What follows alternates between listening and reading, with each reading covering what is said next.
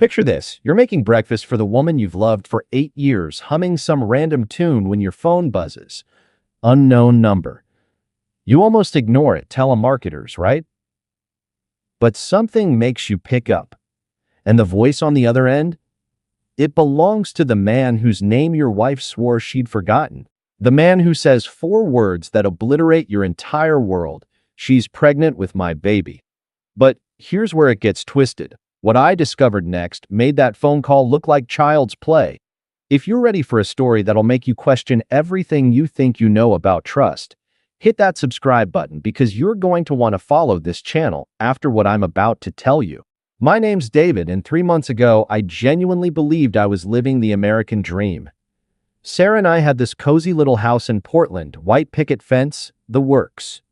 We'd been married for 5 years, together for 8. She worked as a graphic designer. I ran a small construction business my dad left me. Nothing fancy, but we were solid. Or so I thought. Sarah had this way of making ordinary moments feel magical. Sunday mornings, she'd dance around our kitchen in my old college t-shirt making pancakes while belting out songs completely off-key. I'd watch her from the doorway thinking I was the luckiest bastard alive. The only shadow in our paradise? Her ex-boyfriend, Marcus. They dated for 3 years before we met. Intense, messy relationship that ended when he moved to Seattle for some tech job. Sarah rarely mentioned him, but when she did, there was this flicker in her eyes, like mentioning a song you used to love but can't quite remember the lyrics to. About 6 months before everything imploded, Sarah started working late. New client, she said, demanding startup that needed their branding overhauled. Made sense. What didn't make sense was how she'd come home energized instead of exhausted. Most people dragged themselves through the door after 12-hour days. Not Sarah. She practically glowed. I should have paid attention to that glow. March 15th. I remember the date because it was our 5-year anniversary in 2 weeks, and I'd been planning this elaborate surprise weekend trip to that bed and breakfast where we had our first getaway. Sarah was at another late meeting. I was home alone, scrolling through vacation photos on my laptop, when my phone rang. "Is this David Mitchell?" The voice sounded nervous, shaky. "Yeah, who's this?" "Marcus? Marcus Chen. I need to talk to you about Sarah." My blood turned to ice water. Sarah's ex. The one who'd supposedly vanished into Seattle's tech scene years ago. "Look, I know this is going to sound insane," he continued, "but Sarah's pregnant. With my baby, and she's planning to tell you it's yours." The pancake I'd been eating turned to sawdust in my mouth. "What the hell are you talking about? We've been seeing each other for months. She told me you two have been trying for kids, that you'd be thrilled if she got pregnant. She's going to let you raise my child, David. I can't let that happen." I hung up. Then I called back. "Prove it," I said. 20 minutes later, my phone chimed with a text. Photos, screenshots of conversations, hotel receipts. And there, in excruciating detail, was my wife's double life laid bare. Messages where she called me sweet but boring. Plans for their future together. And yes, photos from a doctor's appointment confirming an 8-week pregnancy. 8 weeks. Right around the time she started working late. I could have ambushed her that night. Screamed, thrown things, made a scene worthy of reality TV. Instead, I did something that probably saved my sanity. I planned.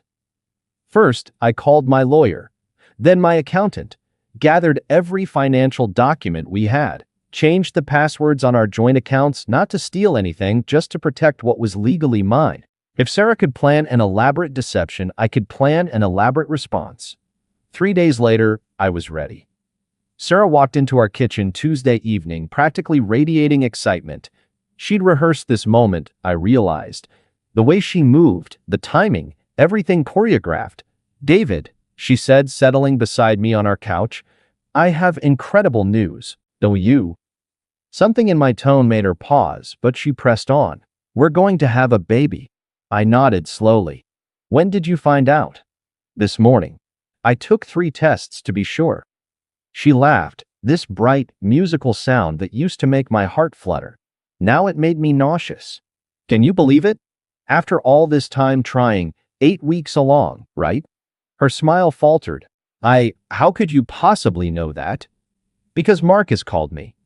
The color drained from her face so fast I thought she might faint. She opened her mouth, closed it, opened it again like a fish, gasping for air. David, I can explain, can you? Because I'm really curious how you explain months of lies. Hotel rooms charged to our credit card that I never stayed in. Work meetings that happened to coincide with Marcus's visits to Portland. I pulled out my phone, scrolled to the screenshots he'd sent. Or these messages where you tell him how you can't wait to leave your boring husband behind. She started crying then, not the pretty tears you see in movies, but ugly, desperate sobs. It wasn't supposed to happen like this. You never meant to get caught. I love you, David. I do. It's just, Marcus and I have history. When he reached out, said he missed me, I thought maybe we could just be friends. But then you decided to have his baby and trick me into raising it. She flinched like I'd slapped her. It wasn't like that. Then what was it like, Sarah? Walk me through the thought process. At what point did you think, you know what? I'll just lie to my husband about the most important thing that could happen to our marriage? Here's where the story gets truly bizarre. While Sarah sobbed apologies and promises to fix everything, my phone rang again. Marcus. Did you tell her? He asked. Yeah, I told her. Good, because there's something else you need to know. I stepped outside, leaving Sarah crumpled on our couch. What now? She's been playing both of us, David. I found out yesterday she's been telling me you two were separated, that you were okay with her moving on. She made me think you knew about us, that you just didn't care enough to fight for her. My head started spinning. What are you saying? I'm saying she told me you were planning to divorce her anyway. That this pregnancy might actually bring you two back together, but if not, at least she'd have me. She's been hedging her bets, man. Keeping both of us on the hook. I looked through our kitchen window at Sarah, still crying, still playing the remorseful wife. But now I saw something else in her posture, calculation. Even in her breakdown, she was watching me, gauging my reactions, planning her next move. There's more, Marcus continued. I hired a private investigator after your call. Turns out we're not her only projects. She's been in contact with at least 2 other ex-boyfriends. Different stories for each of them. Different versions of her life, her marriage, her future. The woman I thought I knew, the dancing, pancake-making, off-key singing woman I'd loved for 8 years, was a complete fiction. Sarah wasn't just cheating, she was running some kind of elaborate emotional pyramid scheme, keeping multiple men invested in different versions of her story. I filed for divorce the next morning. The legal proceedings were messy, they always are, but straightforward enough. No kids to fight over, obviously, and I'd been smart about protecting our assets. Sarah tried everything. Tears, anger, promises to change, threats to destroy me financially. Nothing worked. The strangest part? Marcus and I became friends. Sounds crazy, right? But we'd both been victims of the same elaborate lie. We met for coffee a few weeks after everything exploded, compared notes on Sarah's different versions of reality. He's a decent guy who got manipulated by someone he thought he loved. Just like me. Marcus is involved, trying to do right by his daughter despite everything. Me? I wished them well and meant it. You might think this story's about cheating, but it's really about something deeper. The masks people wear, even with those who love them most. Sarah wasn't just unfaithful. She was living multiple lives, telling each of us exactly what we wanted to hear while serving her own agenda. The scariest part? I'd have bet my life that I knew her completely. That's the real betrayal, not the affair, but discovering that the person you trusted most was essentially a stranger. These days I'm more careful about trust, but I haven't given up on love. Because while Sarah taught me that some people are capable of breathtaking deception, Marcus taught me that most people, when faced with an impossible situation, will try to do the right thing.